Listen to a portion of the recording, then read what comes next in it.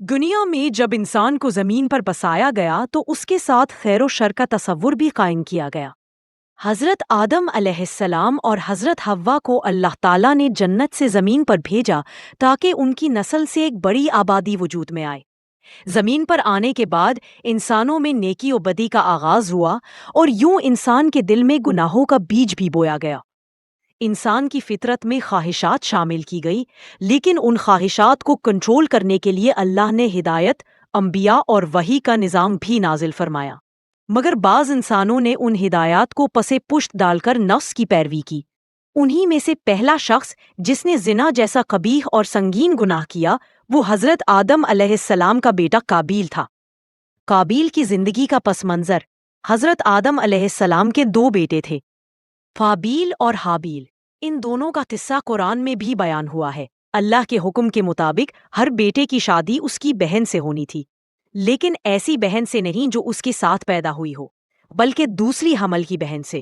حابیل کا نکاح خوبصورت بہن سے ہونا تھا اور قابیل کو ایک کم خوبصورت بہن سے جو اسے ناگوار گزرا۔ قابیل نے اللہ کے حکم کی مخالفت کی اور اپنی ہی سگی بہن سے شادی کرنے کا ارادہ کر لیا، حالانکہ شریعت الہی کے مطابق یہ عمل زنا کے مترادف تھا۔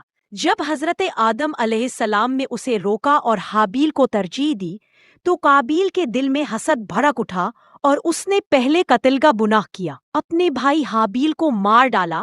یہ قتل صرف حسد کا نتیجہ نہیں تھا، بلکہ قابیل کی ضد اور شہوانی خواہش بھی اس کے دل میں جڑ پکڑ چکی تھی۔ اس نے شریعت کو رد کیا اور اپنی سگی بہن سے ناجائز تعلق قائم کیا۔ یہ عمل زنا کا پہلا آغاز تھا۔ قابیل پہلا زانی اور پہلا قاتل۔ قابیل نہ صرف دنیا کا پہلا قاتل کہلایا بلکہ تاریخ انسانی میں پہلا زانی بھی وہی تھا۔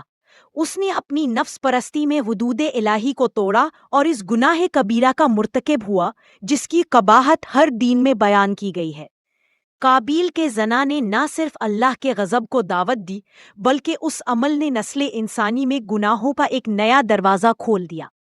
آج ہم دنیا میں جو فحاشی، عریانی اور زنا کے کیسز دیکھتے ہیں ان کی جڑیں اسی پہلا گناہ میں پیوست ہیں۔ زنا ایک ایسا گناہ ہے جو نہ صرف جسم کو آلودہ کرتا ہے بلکہ روح کو بھی سیاہ کر دیتا ہے۔ یہ وہ عمل ہے جو انسان کو حیوانوں سے بھی نیچے گرا دیتا ہے۔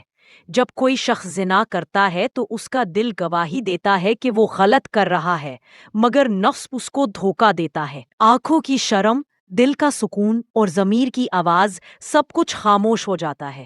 یہی کچھ قابیل کے ساتھ ہوا۔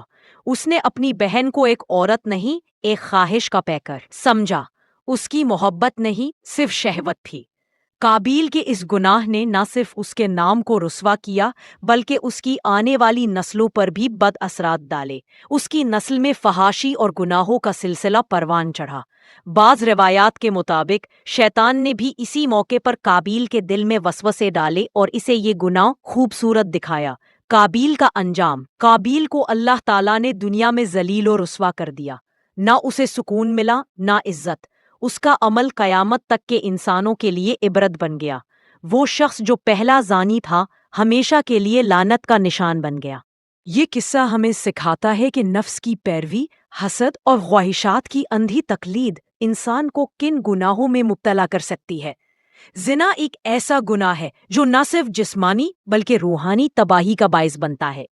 اللہ تعالیٰ نے ہمیں عقل، شرم اور دین عطا کیا ہے تاکہ ہم اپنی خواہشات کو قابو میں رکھیں اور اس راہ پر نہ چلیں جس پر قابیل چلا تھا۔